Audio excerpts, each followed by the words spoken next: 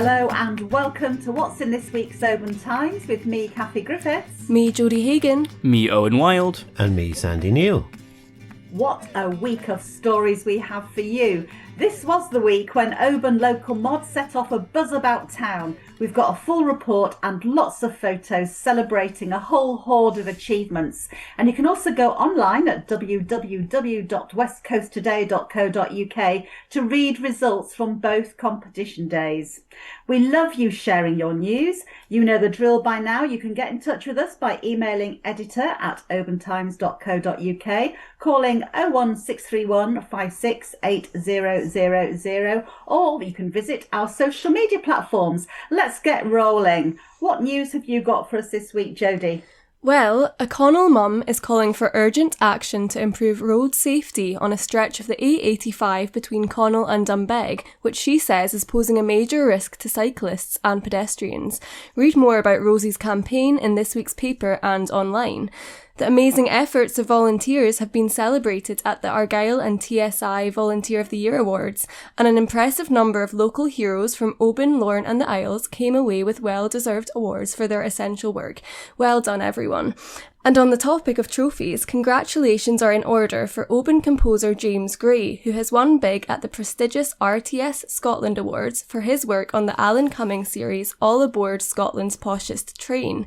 And finally from me, residents in and around Oban recently had their chance to share their views on a long-term management plan for a local section of forest and land. There is still time to have your say on the Argyll draft proposals, so pick up a copy of this week's Oban Times or go to www.westcoasttoday.co.uk to find out more.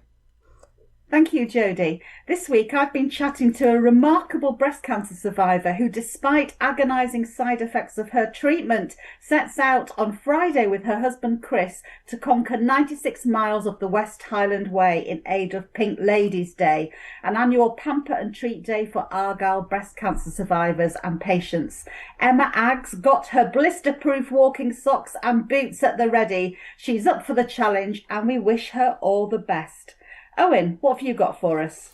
Well, Kathy, the Mull campus is back in the spotlight. After Argyll and Bute Council declined an invite to a roundtable meeting organised by local MSP Jenny Minto, campaigners decided to press the big red button and launch legal action against the council.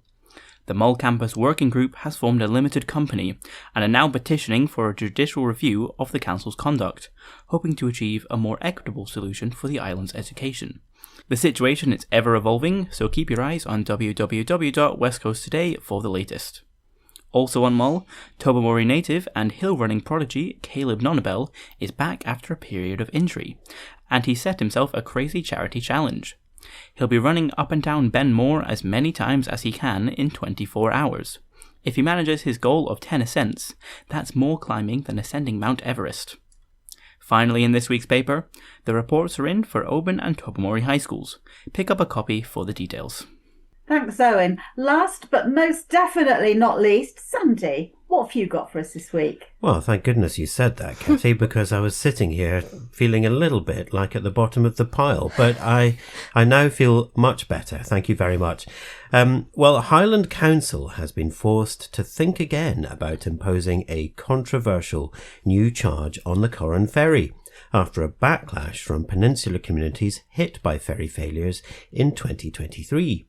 A petition to overturn the first ever foot passenger fare has neared 800 signatures, just before all 74 councillors file into the Inverness chamber for a fresh vote on June the 12th. One Ardgour business owner warned the fee will lead to local job losses. The Deputy First Minister has now intervened. For the full story, see this week's Oban Times and Lochaber Times. Thank you, Sandy. Well, that's it from us this week. Stay well, everyone. It's goodbye from me, Kathy Griffiths. Goodbye from me, Jodie Hagan. Goodbye from me, Owen Wild. And bye from me, Sandy Neal. Bye.